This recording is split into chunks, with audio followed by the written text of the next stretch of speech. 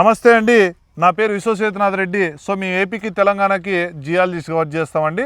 So ఈరోజు అనంతపురం జిల్లా గుంతకల్ మండలము తిమ్మాపూర్ విలేజ్కి సర్వేకి రావడం జరిగిందండి.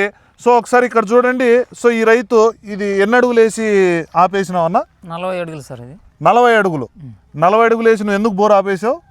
అంటే డౌట్ వచ్చి ఆపినాం సార్. 40 అడుగులకే ఎందుకు అంటే నీకు ఎందుకు డౌట్ వచ్చింది 40 అడుగులకే ఆపాలని? పడవనే డౌట్తో ఇది వద్దమ్మా. 40 అడుగులకే పడవని అంటే అంటే ఎందుకు పడవని డౌట్ వచ్చింది? మీకు ఏమొచ్చిందని మీరు ఆపినారు? అంటే సిమెంట్ పౌడర్ వస్తుంది సార్. అది ఈ సిమెంట్ పౌడర్ వస్తుందనే? ఆ సిమెంట్ పౌడర్ వస్తే పడవని చాలా మంది ఊర్లో చెప్పడం చేత ఇట్లాంటి రాయి వస్తే మీ ఊర్లో నీళ్ళు పడలా?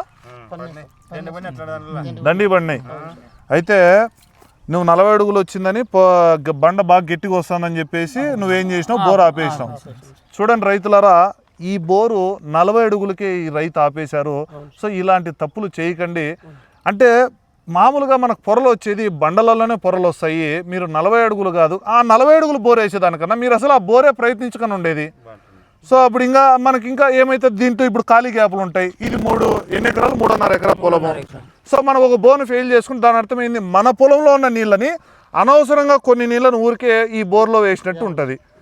సో మీరు బోర్లు వేయించుకునేటప్పుడు కానీ వేసేటప్పుడు కానీ దయచేసి అనుభవం ఉన్న వ్యక్తులతో కానీ ఎవరైనా సరే నాతోనే చూపించుకోవాలి. అంటే ఈ యొక్క జియాలజిస్ట్తోనే చూపించుకోవాలని కాదు, ఎనీ జియాలజిస్ట్ ఎవరైనా సరే జియాలజిస్ట్ కానీ ఈ బోర్ల గురించి అనుభవం ఉన్న వాళ్ళు కానీ కనీసం ఒక మాట అడగండి.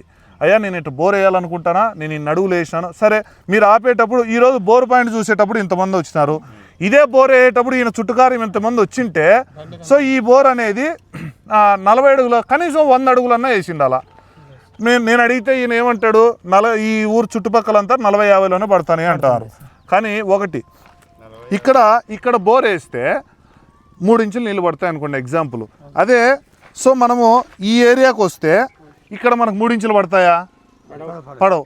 మీరు ఏ బేసిస్తో ఆ పక్కల పడినాయని చెప్పేసి ఈ పక్కల నీళ్ళు పడవని మీరు అనుకుంటారు. ఇంకొక విషయము, ఒక ఊరిలో 100 అడుగులు నీళ్ళు పడతాయి, ఒక ఊరిలో 500 అడుగులు నీళ్ళు పడతాయి, ఒక ఊరిలో 1000 అడుగులు నీళ్ళు పడతాయి. సో ఎప్పుడు కూడా మీరు ఆ బేసిస్ తీసుకోవద్దండి. దయచేసి ఇలా అనవసరంగా బోర్లు వేసి మీరు నష్టపోవద్దండి, మీ భూమిని పాడు చేయొద్దండి. రైట్ అండి, థ్యాంక్ యూ.